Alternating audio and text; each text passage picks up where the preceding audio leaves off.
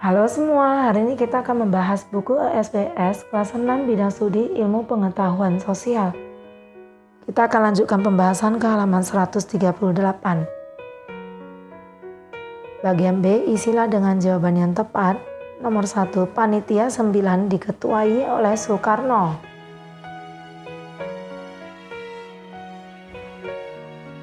Nomor 2, penyusunan teks proklamasi dilakukan di rumah tentara Jepang yang bernama Laksamana Tadashi Maeda.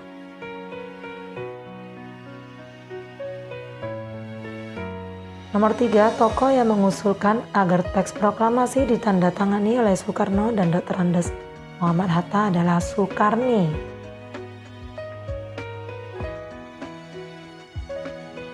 Nomor 4, Sang Saka Merah Putih adalah bendera hasil jahitan dari ibu negara pertama Indonesia yang bernama Ibu Fatmawati.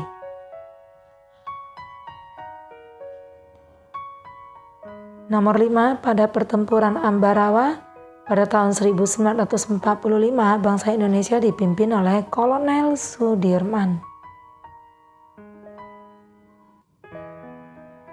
Nomor 6, tanggal 10 November diperingati sebagai Hari Pahlawan. Nomor 7, agresi militer Belanda kedua adalah pelanggaran terhadap perjanjian Renville.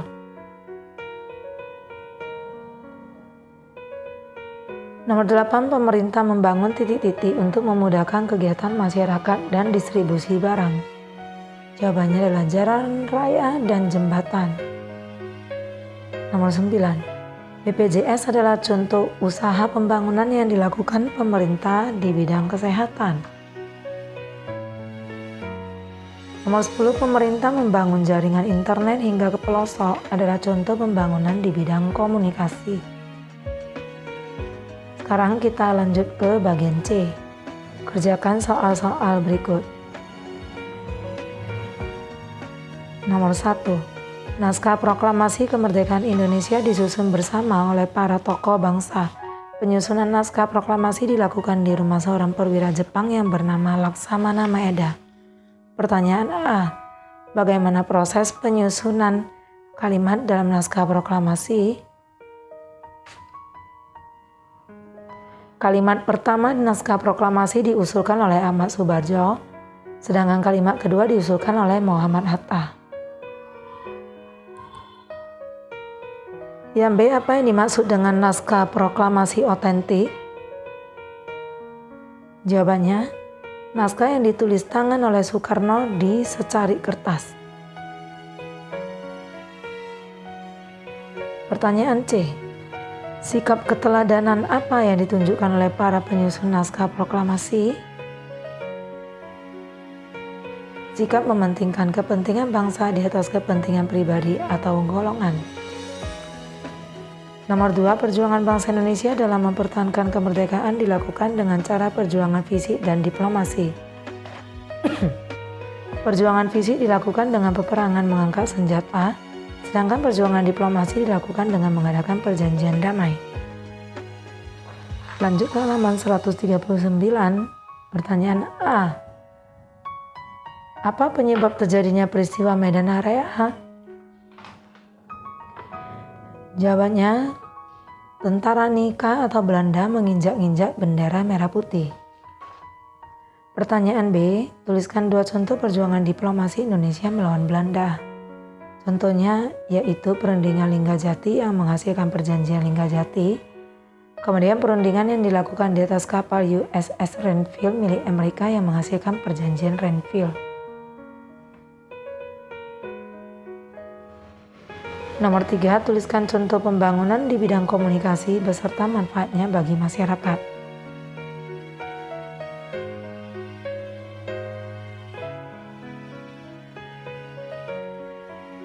Contohnya mengembangkan jaringan internet dan fasilitas telekomunikasi di berbagai wilayah Indonesia, kemudian membuat undang-undang dan sarana telekomunikasi lainnya. Nah, manfaatnya yaitu memudahkan komunikasi antar penduduk. Masyarakat dapat menggunakan internet secara benar dan bertanggung jawab.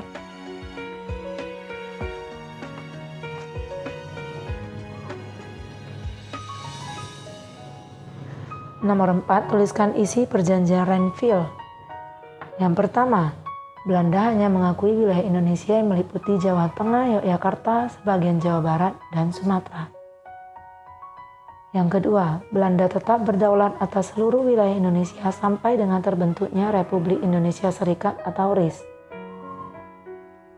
Yang ketiga, Republik Indonesia merupakan bagian dari RIS.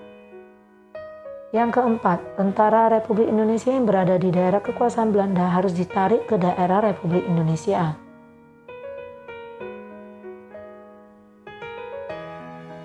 Nomor 5, perhatikan gambar berikut. Pertanyaan A, pembangunan dalam bidang apa yang terdapat pada gambar?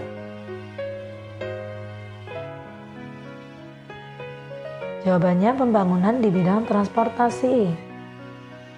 Yang B, apa manfaat pembangunan tersebut bagi kehidupan masyarakat?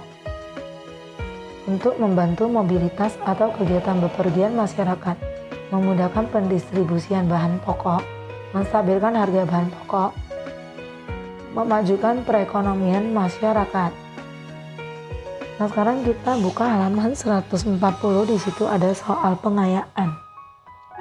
Bacalah teks berikut dengan seksama.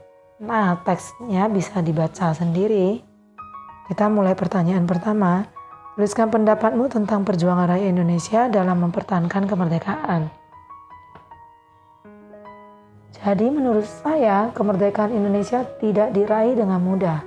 Perang dan perundingan dilalui untuk meraihnya. Telah banyak yang dikorbankan, diantaranya harta, benda, bahkan nyawa para pejuang dan rakyat Indonesia. Nomor 2, menurutmu peristiwa pertempuran apa yang paling menarik perhatianmu? Tuliskan alasanmu.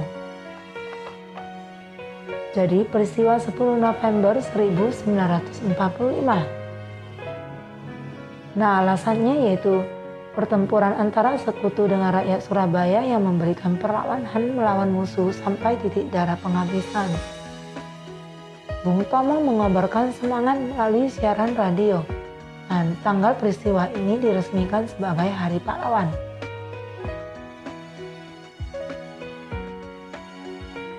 Nomor 3, saat ini negara kita telah bebas dari penjajahan bangsa asing.